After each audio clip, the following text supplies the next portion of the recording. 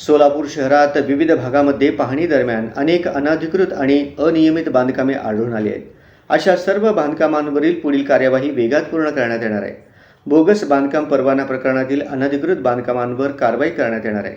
सर्व कायदेशीर प्रक्रिया पूर्ण केल्यानंतर यामधील अनधिकृत आणि अनियमित बांधकामे पाडण्यात येणार आहेत, अशी माहिती महापालिका आयुक्त डॉक्टर सचिन ओंबासे यांनी पत्रपरिषदेत दिली.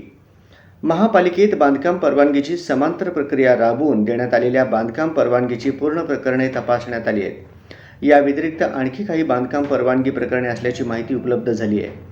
यापूर्वी बोगस बांधकाम परवाना देऊन करण्यात आलेली 96 प्रकरणे, सर्वेक्षणात आढळून आलेली 40 अनधिकृत बांधकामे याकडे अधिक जोर लावण्यात आला आहे. या सर्वांना नोटिसा बजावण्यात येत आहेत. ऑनलाईन बांधकाम परवानासाठी अर्ज करण्याच्या सूचनाही दिल्या आहेत.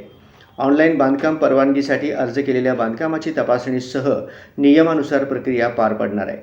कायदेशीर प्रक्रिया पार पाडून अनधिकृत बांधकाम पाडण्यात येणार आहे. तत्पूर्वी 15 दिवसात अनधिकृत बांधकाम स्वतःहून पाडून घेण्याची नोटीस बजावण्यात येणार आहे. अशा प्रकरणात तांत्रिक अभियंत्यांवरही दंडात्मक कार्यवाही करण्यात येणार आहे, असेही त्यांनी सांगितले.